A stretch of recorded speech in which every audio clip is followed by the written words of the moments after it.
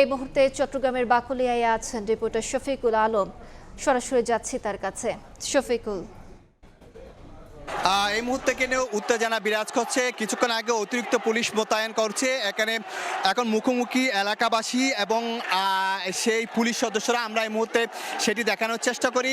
এই যে চট্টগ্রামের বাকলিয়ায় যে বিকেল 5টার দিকে 4 বছরের একটি শিশু ধর্ষণের শিকার হয়। পরবর্তীতে পুলিশ এসে ধর্ষণকারীকে আটক করে। মনির নামে একজনকে সে ডেকোরেশনের ব্যবসা করে। পরবর্তীতে তাকে আটক করার পর যখন নিয়ে যাওয়া তখন কি এলাকাবাসী পুরো ভবনটি অবরুদ্ধ করে রাখে। আমি যে ভবনটি দেখাচ্ছি সেটি হচ্ছে চট্টগ্রামের বাকলিয়ায় চেয়ারম্যান ঘাটায় যে বিসমিল্লা ম্যানশন নামে যে ভবনটি আপনার দেখা যাচ্ছে, সেখানে দফায় দফায় 3 থেকে 4 দফায় পুলিশ এসেছে। প্রায় 200-এর বেশি পুলিশ এসে সে ভবনটিকে ঘিরে রেখেছে এবং এলাকাবাসী সেই যাকে অবরুদ্ধ করে রেখে ধর্ষণকারী তাকে নিয়ে যাওয়ার চেষ্টা করছে এবং পুলিশ এসে কি তাকে উদ্ধার করার চেষ্টা করছে।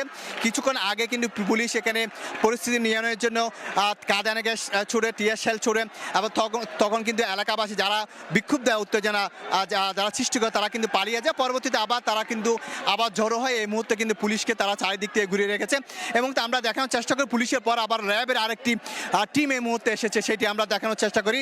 র্যাব সদস্যরা এসেছে পরিস্থিতি নিয়ন্ত্রণে আনার জন্য, কিন্তু কোনোভাবে কিন্তু আসলে পরিস্থিতি নিয়ন্ত্রণে আনা যাচ্ছে না। পুলিশের পর এই মুহূর্তে র্যাব সদস্যরা এসেছে। তো সব কিছু মিলিয়ে এখনো পর্যন্ত সেই ধর্ষণকারী যে মনির নামে তাকে এখন পর্যন্ত অবরুদ্ধ করে রাখা হয়েছে।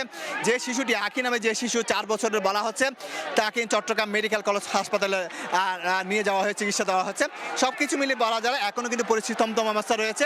এলাকাবাসী এবং পুলিশ মুখোমুখি অবস্থান করছে। তো এই ছিল আমার কাছে সর্বশেষ তথ্য।